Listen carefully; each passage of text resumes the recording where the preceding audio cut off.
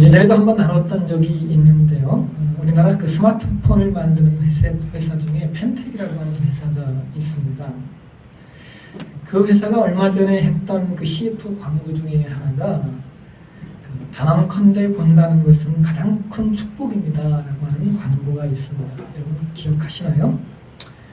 그 잘생긴 이병헌이 광고를 찍었는데요. 이 광고의 모티브가 된 것이 그 헬런 켈러의 3일만 볼 수 있다면이라고 하는 그 책의 내용이 모티브가 되었습니다. 여러분 기억하시다시피 헬런 켈러는 들을 수도 볼 수도 말할 수도 없는 삼중고를 겪으면서도 자신의 삶에 대하여 인간 승리를 이뤄냈던 여인입니다.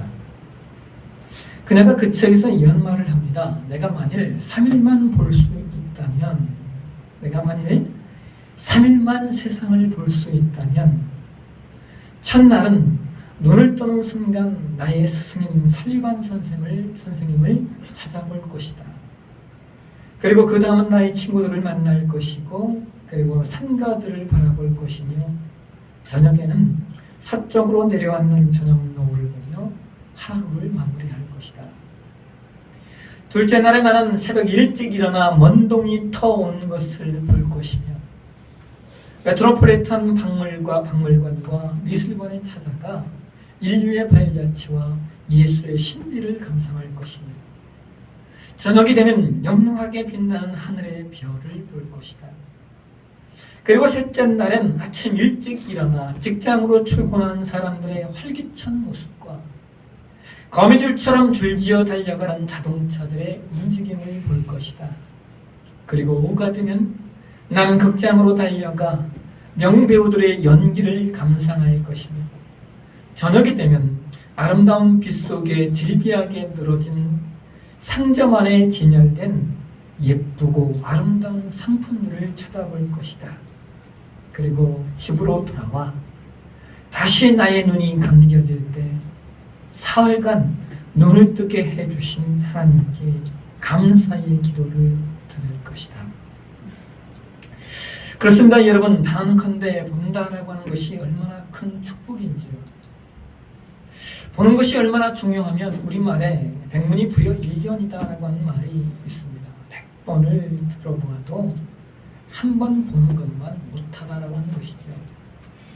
오늘 저와 여러분이 봉독한 말씀에도 눈으로 보는 것을 진실로 받아들이길 원했던 한 제자가 등장합니다. 그 사람의 이름은 도마입니다. 오늘 본문을 잘 보시면 예수님께서 부활하신 후에 제자들과 사람들에게 나타나 보이셨을 때 그때마다 도마는 그 자리에 없었던 것을 확인할 수 있습니다. 24절의 성경이 그렇게 말해요. 12제자 중에 하나로서 디두모라 불리는 도마는 예수께서 오셨을 때에 함께 있지 아니한지라. 요한복음 20장에 보면 우리가 지난 시간 몇 번 나눠서 봤는데요. 예수님께서 부활하신 후에 오늘 본문에 앞서서 제자들과 사람들에게 2번이나 더 나타나셨어요. 20장 1절 이하에 보면 안식 후 첫날 아침에 막달라 마리아, 여러분 다른 공간복음서를 보게 되어지면 막달라 마리아뿐만 아니라 다른 여인들이 더 있었다라고 성경이 기록하는데요. 예수는 먼저 그들에게 나타나셨어요. 그리고 그 다음 19절 이하에 보면 안식 후 첫날 저녁에 제자들이 유대인들을 두려워하여 숨어 있을 때에 예수님께서 그들에게, 그 제자들에게 2번째로 나타나셨습니다.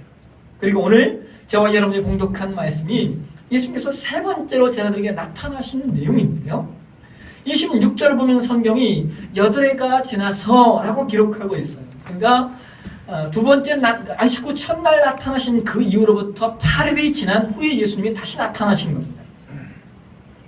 예수께서 다시 8일 만에 나타나셔서 26절에 너희에게 평안이 있을지어다 라고 거기에 모인 사람들에게 인사하신 후에 그 다음 바로 말을 거시는 대상이 누구냐면 도마입니다. 여러분 한번 우리 함께 26절과 27절 말씀을 같이 한번 읽어보실까요? 같이 읽겠습니다. 시작. 8해를 지나서 제자들이 다시 집안에 있을 때 도마도 함께 있고 문들이 닫혔는데 예수께서 오사 가운데에 서서 이르시되 너에게 평강이 있을지어다 하시고 도마에게 이르시되 내 손가락을 이리 내밀어 내 손을 보고 내 손을 내밀어 내 옆구리에 넣어보라. 그리하여 믿음 없는 자가 되지 말고 믿는 자가 되라. 여러분 이 문맥을 잘 보시면 예수님께서 애초에 세 번째로 제자들에게 나타나셨던 이유가 다른 어떤 제자보다도 도마를 만나시기 위하여 이 자리에 나타나셨다라고 하는 것을 우리는 유추해 볼 수 있어요. 왜냐하면 아까도 말씀드렸듯이 제자들에게 나타나셔서 샬롬 이 한마디 하시고 바로 본론을 누구에게로 가져가시냐면 도마에게로 가져가시기 때문입니다. 그리고 나서 이후에 여러분 20장 30절 이후의 말씀은 요한복음의 결론이에요. 결론. 그러니까 이 세 번째 찾아오시는 목적은 애초에 도마를 만나시기 위해서 예수님이 이 자리에 오신 겁니다. 그렇다면 예수님께서 도마를 만나시기 위해서 이렇게 세 번째로 나타나신 목적이 무엇인가? 이유가 무엇인가? 그것을 우리는 25절에서 확인할 수 있는데요. 성경은 이렇게 말합니다. 다른 제자들이 그에게 이르되 우리가 주를 보았노라 하니 도마가 이르되 내가 그의 손에 못자국을 보며 내 손가락을 그 못자국에 넣으며 내 손을 그 옆구리에 넣어보지 않고는 믿지 아니하겠노라 하니라. 여러분 예수께서 도마를 찾아오신 이유와 목적이 바로 이것 때문에 그렇다라고 하는 거예요. 도마에 믿지 못하는 그 믿음을 교정해 주시기 위함입니다. 그래서 27절에 예수님은 도마에게 이런 말씀을 하시는 거예요. 도마야, 믿음 없는 자가 되지 말고 믿는 자가 되라. 또 29절에서 예수님 뭐라고 말씀하시냐면 도마야, 너는 나를 본고로 믿냐? 아니야. 보지 못하고 믿는 자들이 더 복돼 라고 말씀하시는 겁니다. 우리는 이 말씀을 통하여 도마가 믿지 못하는 신앙이었다라고 하는 사실을 어렵지 않게 확인할 수 있어요. 도마는 예수님께서 부활하셨다라고 하는 사실을 믿지 못했습니다. 그러나 여러분, 저는 이 말씀을 좀 묵상하면서 좀 다른 시각에서 이 말씀을 좀 생각해 보았어요.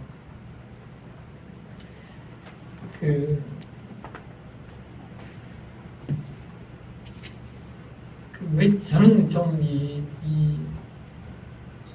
말씀을 볼 때마다 일반적으로 사람들이 보는 그 관점과 각도에서 보는 것보다는 좀 다른 관점에서 그 말씀을 좀 보는 것을 즐겨하는 편입니다.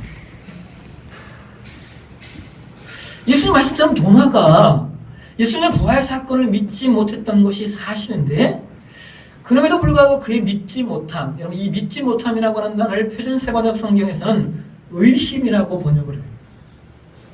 그 도마의 의심이 과연 어떤 의심이었는가 하는 거예요.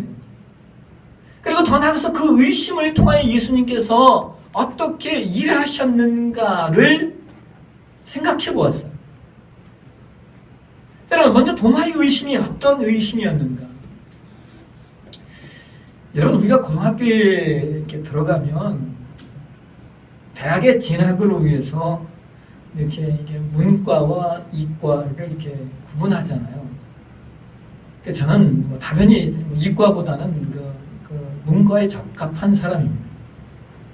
우리가 일반적으로 문과와 이과를 나눌 때 보통 국어를 좋아하면 문과, 수학을 좋아하면 수학이나 과학 좋아하면 이과 이렇게 나누는데요. 근데 여러분 문과, 이과는 어떻게 나누는 게 좋냐면요. 무엇에 대해서 호기심이 있는가? 어떤 것에 대해서 유달리 질문이 많은가? 무엇인가에 대해 호기심이 많고 무엇인가에 대해서 질문이 많은 사람은 어디로 가면 좋은 거예요? 이과로 가면 좋은 겁니다. 여러분 우리가 학문을 할 때 학문하는 방법으로 여러분 연역법과 균합법이라는 게 있는데요. 연역법은 목사님 또 어려운 얘기하네 그렇게 생각하지 마시고 연역법은 먼저 답을 내려놓고 왜 이 답이 나왔는가를 찾아가는 게 연역법이에요. 균합법은 답을 내려놓지 않고 답 그 자체를 찾아가는 게 귀납법입니다. 그래서 이 자신에게 연역법이 맞으면은 문과로 가면 좋고요. 귀납법, 답을 찾아가는 것이 좋으면 그건 이과로 가는 것이 좋습니다. 그러면 제가 왜 이런 말씀을 드리냐면 동양은 성향이 다분히 이과, 공과 계열의 사람이었어요. 그걸 말씀드리려고 하는 거예요. 그런 성향 자체가 체험하고 경험한 사실을 확신하고자 하는 사람이었습니다.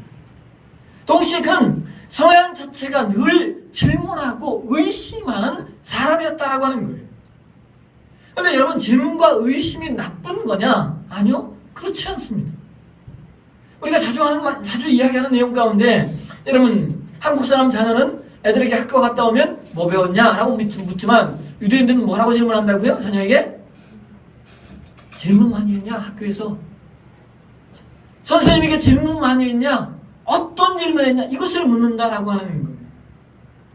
그러니까 여러분, 질문한다라고 하는 것이 나쁜 것도 아니고 의심한다라고 하는 그 자체, 우리는 의심이라고 하는 단어가 약간 부정적으로 들리잖아요. 그래서 제가 이 의심이라는 단어보다 의구심이라는 단어가 어떨까? 의구심 하면 조금 더 좀 긍정적이지 않는가라고 이렇게 생각을 해서 제가 의구심이라고 하는 단어를 찾아봤더니요. 여러분, 똑같은 단어예요. 의심이나 의구심이나 똑같은 의미입니다. 근데 우리가 듣기에 의구심은 조금 순화된 것 같고 의심은 조금 부정적인 것 같고 뭐 그럴 뿐입니다. 여러분들이 지금 생활에서 사용하는 모든 물건들은요, 다 의심 속에서 만들어진 거예요. 과학이라고 하는 그 원리 자체가 질문과 의심 속에서 만들어지는 겁니다. 이건 왜 이럴까? 이건 왜 그래야만 하지? 이것을 이렇게 하면 어떨까라고 하는 질문과 의심을 가지고 그것을 파헤치고 연구하다 보니까 그 속에서 지금 여러분과 제가 사용하는 실생활에서 꼭 필요한 것들이 만들어진 겁니다. 여러분, 20세기 전까지만 해도 석유는 사람들에게 쓸모없는 물건이었어요. 지금은 석유가 땅을 파고 뭐 바닷속을 파고 파야만 나오지만 예전엔 여러분 석유가요, 땅으로 그냥 솟아 올라왔습니다. 사람들이 길을 걷다가 그 석유를 이렇게 밟으면은 여러분 까지가 이게 잘 닦아지지가 않잖아요. 그래서 이 20세기 전까지만 해도 사람들은 석유 밟으면 아이 재수없어,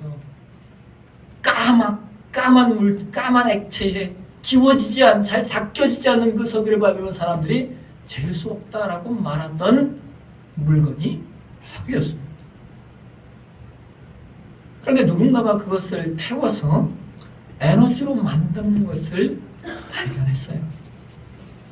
그 뒤로 석유는 인류에게 없어서는 안 될 중요한 물질이 되었습니다. 누군가가 이것이 무엇인가라고 하는 의심을 하기 시작했고 그것이 수많은 질문들을 하면서 그것이 인간사에 필요한 유용한 물건이 된 겁니다. 물론 지금은 화석 연료가 자연 파괴의 주범이기는 합니다만 어쨌든 인류의 발전에 기여를 하는 것만은 사실입니다. 그래서 여러분, 참 죄송한 말씀이지만 저는 신앙에 또 이러한 질문과 의심, 의구심이 필요하다고 생각하는 사람입니다. 교회가 그동안 신앙이 좋다라고 하는 것을 이야기할 때 종종 이런 얘기를 했죠. 무조건 믿어. 생각하지 말고 믿어. 물론 정말 간혹 인간의 이성과 생각으로 도저히 납득이 안 가는 내용이나 일들이 있죠. 그런데 우리는 그 말들을 사용할 수 있습니다. 그러니까 여러분, 그런 것들이 아니고서는 우리는 우리가 믿는 기독교 신앙의 내용을 생각하여 믿어야 하고 그 생각함 속에서 우리 신앙에 대한 여러 가지 답들을 찾아내야 합니다. 왜냐하면 여러분, 믿음은 맹종이 아니기 때문입니다. 기독교 신앙은 이 신앙을 통하여 내가 단순히 무엇인가를 얻고 무엇인가를 채우기 위한 수단으로 하는 그런 신앙이 아닙니다. 그래서 그 신앙의 1차적인 목표는 이 신앙이 나에게 무엇을 줄 것인가 하는 것 이전에 하나님이 어떤 분이신가, 그 하나님의 존재성을 먼저 인식하는 것으로부터 시작되는 것이 기독교 신앙이에요. 그래서 우리의 신앙이 하나님 그분이 어떤 분이시고 그분이 어떻게 우주 만물을 창조하셨으며 어떻게 우주 만물을 운행해 가시고 나아가서 어떻게 예수 그리스도를 통하여 우리의 구원을 이루셨으며 그래서 우리가 이 땅에서 어떻게 신자로 산다라고 하는 것이 무엇인가라고 하는 그 의미를 찾아가는 것, 그런 신앙의 본질적인 질문과 의구심이 있어야만 우리는 생각하는 신앙이 되는 겁니다. 우리가 만약 기독교 신앙을 단순히 생각하지 말고 믿어, 무조건 믿어라고 가면 여러분 우리 가운데 어떤 문제가 생기냐면요, 우리는 하나님을 비인격적인 존재로 만들어 버리게 됩니다.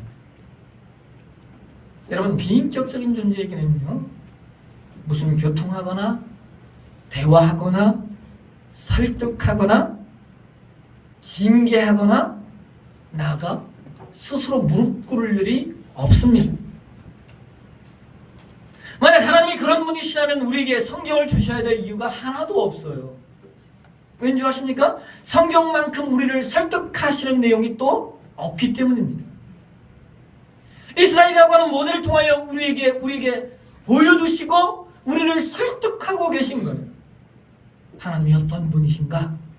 그리고 어떻게 우리가 신앙해야 하는가를 말입니다. 여러분이 이전에 기독교 신앙을 어떻게 배우셨는지 모르지만 우리의 신앙의 내용은 하나님이 어떤 분이신가를 알아 그분 앞에 나를 세우기 위한 목적이지, 그분이 나의 필요와 목적을 위하여 존재하시는 분이 아닙니다. 나라고 하는 존재를 하나님께 세우는 것이 목적이지 하나님이 나를 위해 존재하시는 분이 아니라는 거예요. 이건 바뀐 거예요. 앞뒤가 바뀐, 우선순위가 바뀐 겁니다. 만약 기독교 신앙에 나를 위해 존재하는, 나의 필요를 위하여 뭔가 찾는 내용이라면 여러분 굳이 그런 신앙은 기독교 신앙이 아니어도 돼요. 여러분 무속신앙을 한번 보십시오. 무속신앙의 그 믿음의 대상이 무엇인가가 중요합니까? 그 신이 누구인가는 하나도 중요하지 않아요.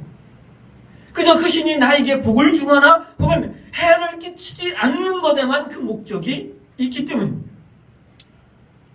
여러분 오늘 본문에 도마가 예수께서 부활하셨다는 사실에 대하여 의구심을 가짐으로 말미암아 어떤 결론에 이르게 되었는 줄 아십니까?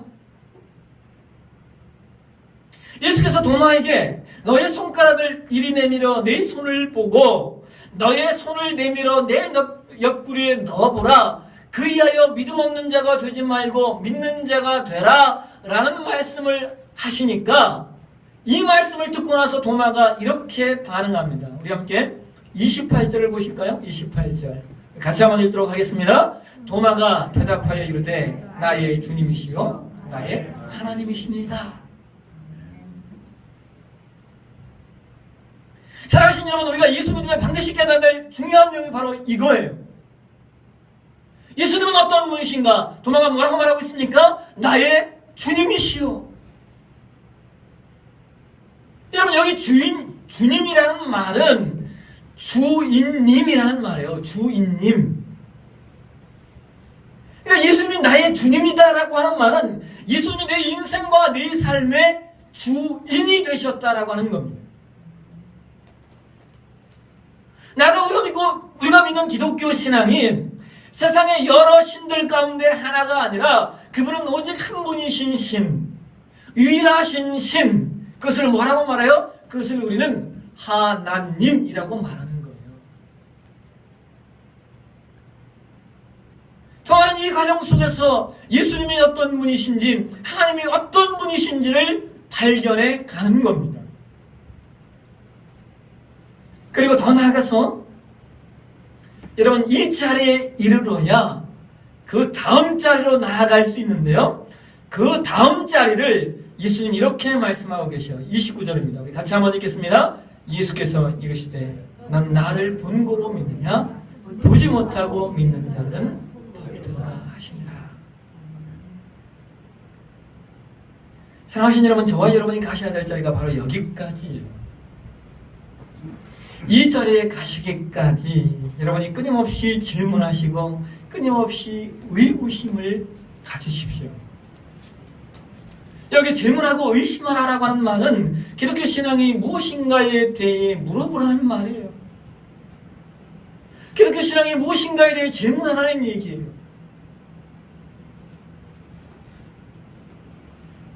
더 나아가서 보고 믿는 신앙이 아니라 보지 않고 믿는 신앙이라고 하는 말은 우리 신앙이 단순히 무엇인가를 보고 무엇인가를 체험해야만 유지되는 그런 신앙의 단계를 넘어서야 한다라고 하는 거예요. 여러분 이것을 이해하시겠습니까? 우리의 신앙이 단순히 무엇인가를 보고 무엇인가를 체험해야만 유지되는 그런 신앙을 넘어서야 한다는 거예요. 여러분 이게 무슨 말이냐면요. 여러분 우리나라 기독교 신자들이 850만 정도 되는데요. 한때 1200만 자랑했었는데 최근에 있었던 그 인구조사 그 통계에서 기독교 신자라고 얘기하는 사람이 850만이라고 합니다. 이게 재밌는 것은요. 이 850만 중에 이단이 200만이래요. 기독교 이단들도 인구조사 때 다 뭐라고 얘기하냐면 나는 개신교인입니다 라고 이야기한다는 거예요. 그러니까 실제 기독교인은 650만 밖에 안 되는 거예요. 근데 여러분 더 놀라운 통계가 뭔지 아십니까? 한국교회가요 매달 한 10,000명씩 이단으로 넘어간대요. 매달 10,000명씩. 여러분 이 수치라면요 한국교회는 20년 이내에 정통 기독교보다 사이비 이단 기독교가 더 많아질 수 있다는 거예요. 근데 여러분 이 이단에 넘어가는 분들 월 10,000명에 이르는 분들이 무엇 때문에 그들에게 넘어가냐면 가장 높은 수치가 뭐냐면 신비주의와 종말론 때문이라는 겁니다. 신비주의와 종말론. 여러분 보세요. 신천지 성경 공부 열심히 하는 것 같죠? 근데 결론이 뭔지 아십니까? 신비주의가 종말론이에요. 왜냐하면 14만 4천 명이 되면 이 땅에서 영생불사. 이게 신천지의 핵심 교리예요. 14만 4천 명을 만나면 그 14만 4천 명이 이 땅에서 영생불사 한대요. 재밌는 건요. 신천지가 14만 4천 명이 넘었다는 거예요. 벌써.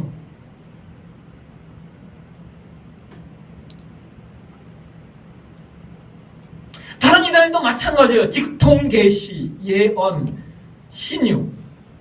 물론 여러분 기독교 안에 신유나 격려로서의 예언이 없는 것은 아니에요. 그러나 이런 것들을 통하여 한 특정한 인물이 강조되고 그 인물이 신성시 여겨진다면 그건 다 신비주의고 다 이단인 거예요. 여러분 오늘 한국교회가 얼마나 이단들이 득세됐는지 여러분 교회가 성경 공부하면 이단이에요. 성경 공부하면 이단이에요. 전도 열심히 하면 이단이에요. 왜? 성경 공부 열심히 하고 전도 열심히 하는 건 다 이단이니까. 교회의 핵심과 교회의 내용들을 다 이단에게 뺏겨버린 겁니다. 여러분 오늘날 왜 크리스찬들이 기독교 신앙에 있다가 그렇게 많이 이단으로 넘어가는가? 여러분 그 이유가 뭔지 아십니까? 우리가 우리의 신앙을 너무나 많이 눈에 보이는 것으로만 쌓으려고 했기 때문이에요. 신앙을 내면적인 성품과 이성적인 내용으로 쌓은 것이 아니라 신앙을 눈에 보이고 드러난 어떤 외형적이고 내가 더 극단적으로 말씀드리면 얼마나 많은 한국의 크리스찬들이 한번 우는 것으로 신앙을 때우려고 하는지. 이벤트 신앙. 그래서 우리는 종종 기도원에 올라가 줘야 되고 그래서 종종 우리는 연초가 되면 붕괴를 해서 한번 하나님 앞에 실컷 울고 그것으로 6개월 때우고, 여름 되면 여름 수련회 한번 해서 하나님 앞에 실컷 울고 그걸 가지고 또 6개월을 때우는. 근데 여러분, 이러한 신앙은 문제가 뭐냐면 그 다음에 더 강한 게 와야 돼요. 더 강한 게. 더 강한 게 와야 만족하는 거예요. 전보다 더 센 감각적 은혜, 전보다 더 강한 색다른 뭔가를 보아야 만족하게 되죠. 그걸 가장 잘 보여주는 곳이 어디예요? 이단인 겁니다. 그래서 한국의 크리스천들이 월 10,000명씩 이단에 넘어가는 거예요. 여러분, 그렇지 않습니다. 신앙은 우는 것으로 때우는 게 아니고요, 더 강한 것이 있어야만 유지되는 게 아니에요.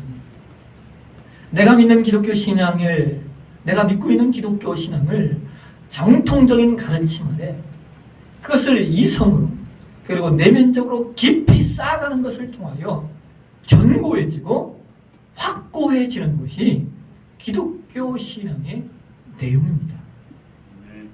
그래서 어떠한 환경과 또 다른 내용 속에서 흔들리지 않는 그러한 신앙을 오늘 예수님 뭐라고 말씀하시냐면, 보지 못하고 믿는 자들이 복되도다라고 설명하시는 거예요. 여러분, 어려운 시대입니다. 제대로 믿고 제대로 분별하고 제대로 신앙생활 하시기 위하여 무엇보다 여러분들이 지금 열심히 배우셔야 하고, 무엇보다 여러분들이 열심히 들으셔야 됩니다. 우리가 믿는 신앙이 무엇인가를 확고히 하지 않는 이상 나와 다른 것이 무엇인가를 분별할 수가 없는 거예요. 그래서 여러분, 열심히 질문해 주십시오. 내가 믿는 기독교가 무엇인지, 내가 잘 믿고 있는 것인지 여러분 의구심을 가져주셔야 됩니다. 지금은 기독교 신앙을 대강 대충 하셔야 될 때가 아닙니다. 그런 의미에서 더 많이 질문하셔야 되고, 더 많이 퀘션 마크를 붙이셔야 되고, 더 많이 의심하셔야 되고, 더 많이 생각하셔야 됩니다. 이 과정 속에서 저와 여러분이 기독교 신앙의 진리 옆에 세워지게 될 것입니다. 그런 신앙 만들어 가시는 저와 여러분의 신앙이 되시기를 주의 이름으로 축원합니다. 기도하겠습니다.